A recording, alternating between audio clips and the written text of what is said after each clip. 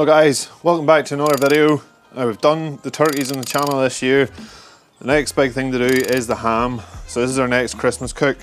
Today we're going to do a maple glazed one. So it's going to be quite a sweet ham. I've done slightly more savoury ones in the past with mustard on them. There is still mustard in this, but it is going to be overwhelmingly sweet with the glaze. So I'll leave links below to those more savoury ones if you want something more along them lines. Today we're going sweet. So I have this beautiful ham from Hillstown farm shop. Again, they're a local farm shop and they do awesome quality food. They raise all their own pork and beef. These are from rare breed pigs. I think they're middle white pigs. But it is an awesome looking ham. So first thing we need to do is really get it out of the net, take the rind off. We're not leaving that on. We're not cooking overly hot today, so we're not going to be looking to turn this into crackling. But we're going to get that off, get the fat cap scored and get it seasoned up. So we'll get it off the plate to start with. Just pull the net back. Now, the nets are on them to hold them together. Whenever these things are butchered, you can see this crease, and once that cooks, that'll all start to fold out and lose its shape. We don't want that. So it's fine while we're preparing it, but before we put it onto the barbecue, we're going to pull that back into shape again and put a bit of string around it to hold it there. Really for presentation, still tastes the same, but so just start and get the rind off. You start, make a little cut one corner. Fat cap you want to try and leave on there. So, and with that,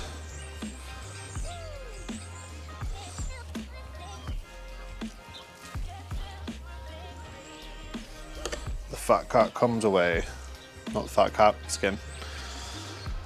Plop that onto the plate. So we're still left with a good amount of fat on top here. Going to go through with a knife and score that. It's tradition to use diamond formations, so that's what we're going to do. Really, the whole purpose of scoring is it will help it render down a little bit, but you're also wanting to create a bit of texture on top of that. Once you start pouring the glaze on there, if it's a relatively thin glaze, it can just pour off the sides. It doesn't really get a chance to stick there. But by slashing it and cutting into that fat cap and creating that diamond formation, the glaze is all going to catch in around those little grooves. So once we've gone that way, spin it round and just go the opposite direction. That is looking good. Okay, so with my trusty butcher's twine, take out a good amount of it.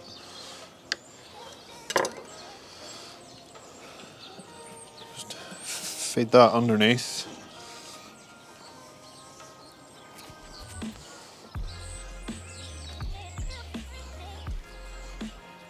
If you double loop, once you cinch it tight, should hold enough then to let you get the second knot in. Not great at tying butcher's knots. Anti-slip ones, you have to pull them tight or tense them up. So I think for something this size, we'll probably go 3 ties along, it should be enough.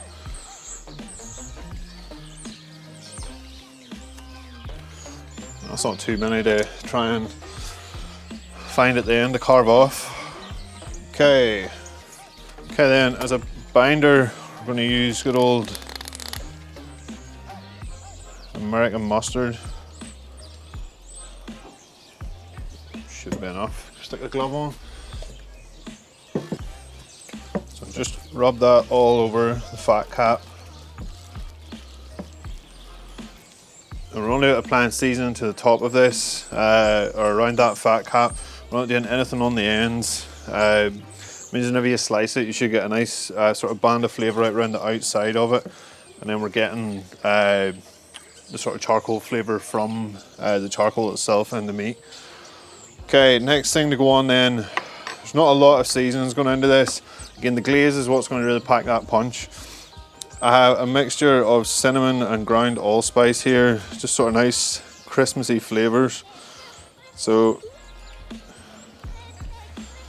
just go from a height, pat that on. Strong flavours, so you don't need an awful lot of it. Just a little pinch of each. I'll get rid of my glove again. And we're going salt and pepper next. Now, ham is traditionally quite salty. They're not as salty as they used to be, especially good quality hams like this. But we're not going to go overly heavy, just a little seasoning of salt on it. And we're going to go heavy with the pepper. And building up a nice pepper crust on it can only be a good thing.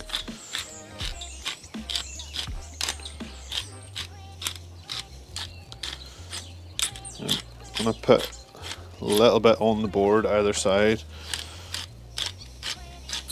rather than lifting it and moving it about too much. If you grab it either end where you don't have your seasonings, and just roll it onto those bits, and it kind of gets those edges done without having to flip it around too much and making a real mess.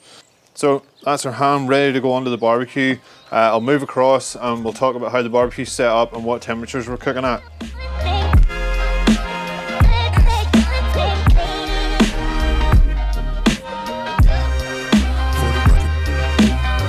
Okay, our Kamado's Joe is set up here with the diffuser plates on the highest level, cooking grates on the highest level. We're running at a temperature of around 160-ish, maybe a little bit higher, 170, but we're going to keep it that sort of medium-low roasting temperature. We're going to put a pan in there with a little bit of water just to catch the fat that runs off this, so it's not going onto the ceramic. Stick that back in place. That's us ready to go on. If I lift the ham over, just set it directly over that drip pan so everything drips in there. Now, to monitor the cook then, we're going to use the ETI ThermoQ Wi-Fi just so I can check it wherever. It's going to do its thing for a little while so I can walk away and leave it. Don't have to worry about Bluetooth range. There's nice long probes on them as well so you can get right into the centre of the meat. So if we stick that right into the middle of the eye,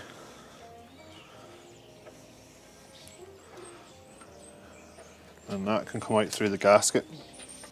So we can leave that doing its thing now. We're going to close down the barbecue, let it go, take on a little bit of colour, let that fat cap start to render down and build up a little bit of a crust.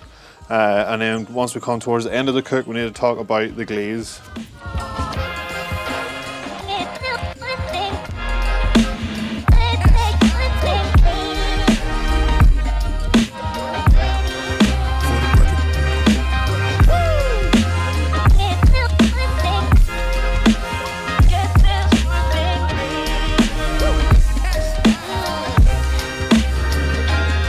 Okay, we've been going for probably about 2.5 hours now. Our fat has started to sort of crisp up quite nicely. See, it's starting to open up and form those little gaps. That's where our glaze is going to go into. Temperature, we're currently sitting at 65.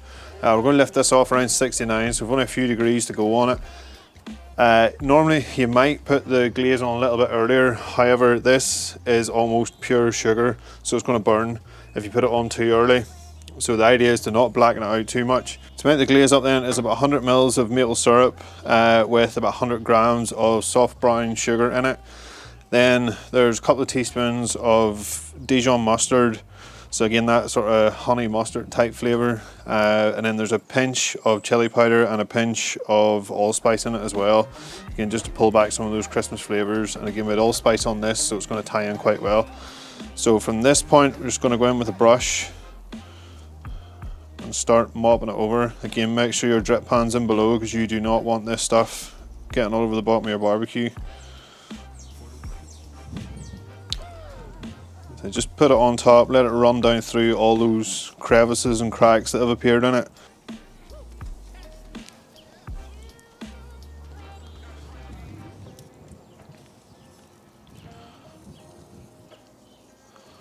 And make sure and do that it'll run down over the back as well. There's no seasonings on them parts, so adding a little bit of that glaze, whatever lucky person gets the end piece, they'll be in for a treat. So we're going to keep the temperature running, 160, 170, close that down, look at it again maybe around 10 minutes time and see if it needs more. Not going to leave the glaze on the heat because again, sugar, if it keeps heating and keeps heating, it's just going to burn, and we don't want that accurate burnt sugar taste to it. So we'll shut that down, keep glazing it every 10 minutes or so until we hit a temperature of around 68, 69, and we're going to get it off.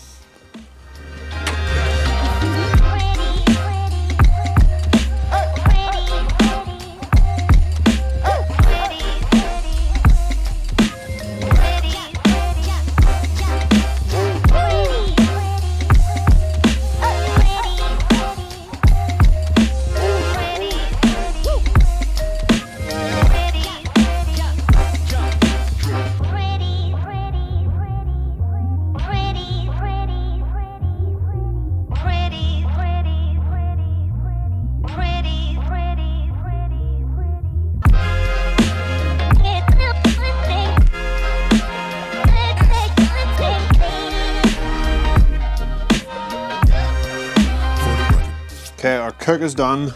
We have rested our ham. So total cook time was probably around 3 hours or so. Again, we're cooking a little bit slower, which is what you want. You don't want to cook this really fast, end up shocking the thing, tensing it up, and end up crusting up that outside too much. This to me is probably the perfect crust on it. There's a little bit of crunchiness to it, but it's still relatively soft. It's nice and tacky. Nice and sort of textured with that pepper and stuff in it as well. The glaze is awesome. I love sweet hams. The thing is juicy as I say. Final temperature, I took it up to around 69 or so. I probed it in a few areas towards this sort of thinner side. It had gone up to maybe 72, 73, but the thing feels like pulled pork all the way through. Such a good quality ham. There's no toughness in it at all. So we still have that sort of little slither of fat around the top. That's what was basting it the whole time. So there's only one thing left to do, and that is give it a taste. Hacked through my string, I've got to take it off, of course. Pull a piece of this out and separate the two muscles out. Oh, it looks incredible. The juice is actually dripping out of the slices. Beautiful. I'm going to go in for a bit of this fat cap with that glaze on it.